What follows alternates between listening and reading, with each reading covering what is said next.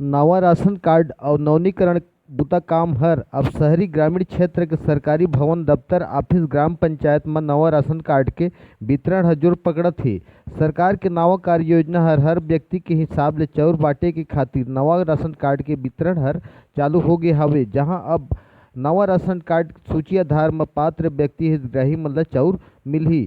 Chhattisgarh cabinet बैठक म जारी होए बयान राशन कार्ड वितरण योजना हर जनहित म जोर पकड़त हे, जहां अब पीडीएस दुकान के संचालक म महिला समूह मन के आवेदन म बढ़ोतरी होवत दिखाई पड़त हे। सरकार के नवा पहल हर अब जवाबदेह अधिकारी मन ल घलौ वार्ड, क्षेत्र और गांव पंचायत म राशन कार्ड के बटई म अब सहयोग देवत नजर आवत हे। ग्राम पंचायत, नगर पालिका, नगर निगम में राशन कार्ड के वितरण हर जोर पकड़त हे।